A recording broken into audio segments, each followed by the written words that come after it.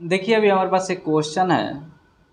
मस्तिष्कीय क्षति व्यक्तियों का अध्ययन करने में वेंडर गेसाल्ट परीक्षण की उपयोगिता का वर्णन करें। Describe the utilities of Bender Gestalt test in studying brain damage persons.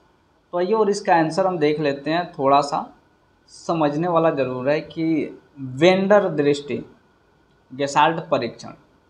आइए, और सबसे पहले जो वेंडर दृष्टि गेसाल्ट परीक्षण जो है ना, ये एक महिला मनोरोगी विज्ञानी थे जिनका नाम था लाउरेटा वेंडर, और इन्होंने इस परीक्षण का जो इस्तेमाल है ये मस्तिष्कीय क्षति के लिए उपयोग किया। तो आइए और इसको हम देख लेते हैं।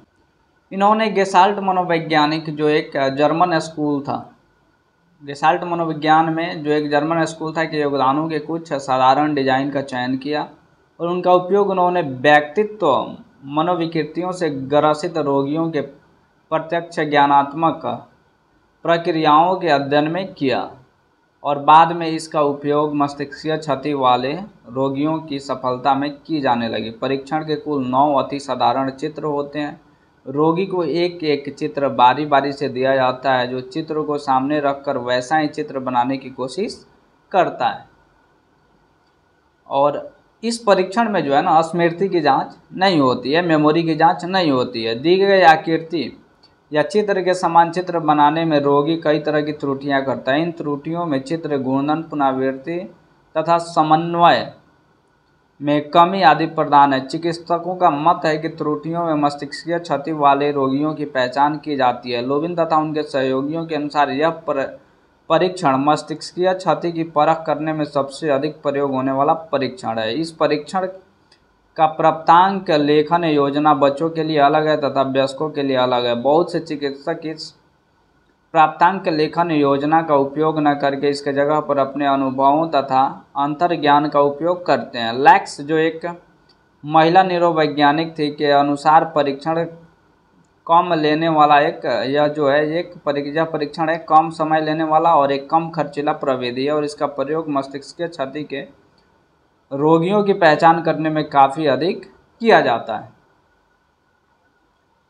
और जो है इन्होंने लैक्स ने अपने विशिष्ट शोधों के आधार पर 13 ऐसे गुणात्मक संकेतों का पहचान किया है जिसके आधार पर आरेखण से विश्लेषण की कोई 5 संकेत जो है ये उपस्थित मिलते हैं, तो समझा जाता है व्यक्ति में मस्तिष्कीय क्षति जो है ये मौजूद है। तो फिर आइए और इनको हम देख लेते हैं। सबसे पहले 13 में घूर्णन है, यानी आरेखण की आकृति को 80 से 180 डिग्री तक घुमाया जाता है। दूसरा है सरलीकरण, चित्र को अधिक सरल बना दिया गया है। तीसरा है अंश छादन कठिनाई, किसी एक ऐसी आकृति के हिस्से को आरेखित करने में कठिनाई महसूस करना जिसे अंश छादित होना चाहिए।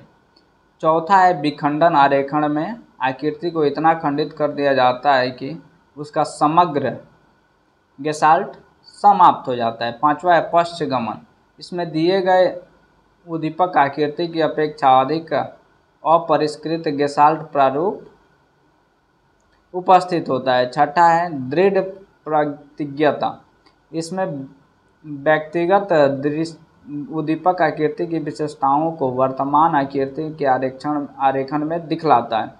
सातवां है टकराव, इसमें दो अलग अलग आकृतियों को एक दूसरे पर आच्छादित दिखलाया जाता है।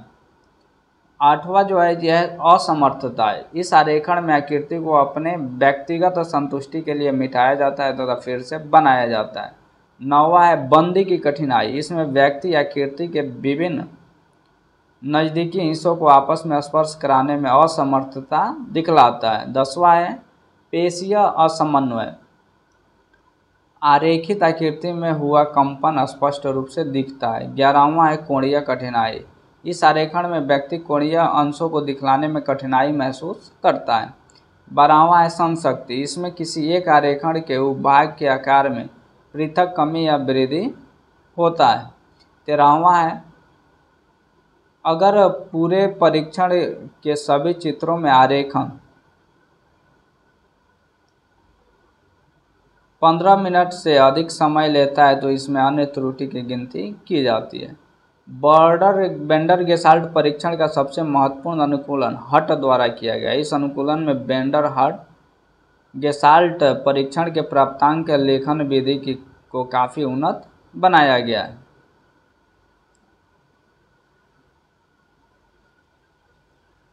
इसमें परीक्षण को एक प्रक्षेपण परीक्षण के रूप में व्यवहृत किया गया है। यह परिकल्पना की जाती है कि आकृतियों के आरेखन को बनाने तथा उसका स्पष्टीकरण करने में रोगी अपने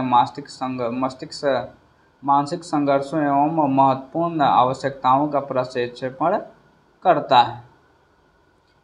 और हट द्वारा जो किए गए अनुकूलन को वेंडर गेसाल्ट का हट अनुकूलन कहा गया। और इसकी जो है 3 अवस्थाएं। पहला है नकल अवस्था। इस अवस्था में बेंडर गेसाल्ट परीक्षण की आकृतियों को रोगी को दे दिया जाता है तथा उन आकृतियों को का नकल वो अलग कागज पर उतारता है। दूसरा है विस्तरण अवस्था। इस अवस्था में रोगी को वेंडर गेसाल्ट परीक्षण के मूल आकृतियों को रोगी तथा उनके द्वारा रेखांकित किए गए आकृतियों को दे दिया जाता है और उन रेखांकित आकृतियों को अपनी इच्छा अनुसार परिवर्तित करने के लिए कहा जाता है ताकि वह पहले से अधिक उत्तम या उन्नत दिख पड़े।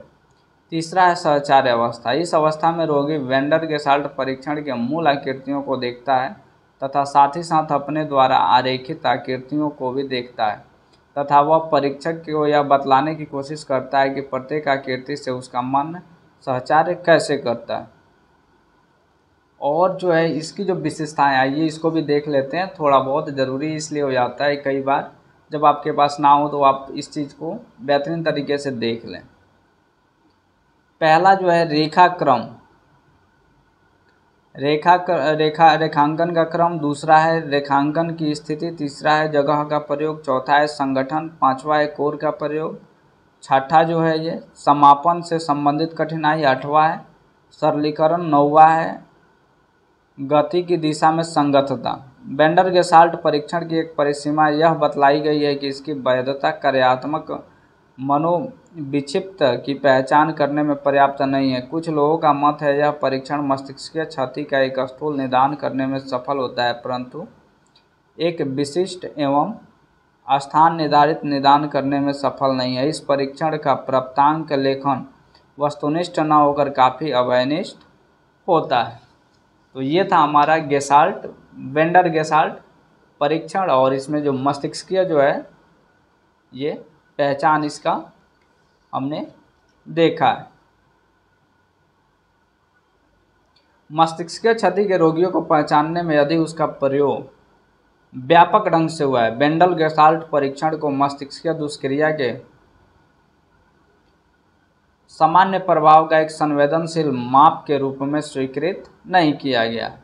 इसके अतिरिक्त रिटान तथा ओस्पन ने एक विशेष तरह का आरेखण कार्य जिसे ग्रीस ग्राफ आरेखण कहा जाता है के सारे भी मस्तिष्कीय दोष को समझाने की कोशिश की गई है और इसमें भी आरेखण जो है खींचा जाता है और मस्तिष्कीय क्षति का पता लगाया जाता है।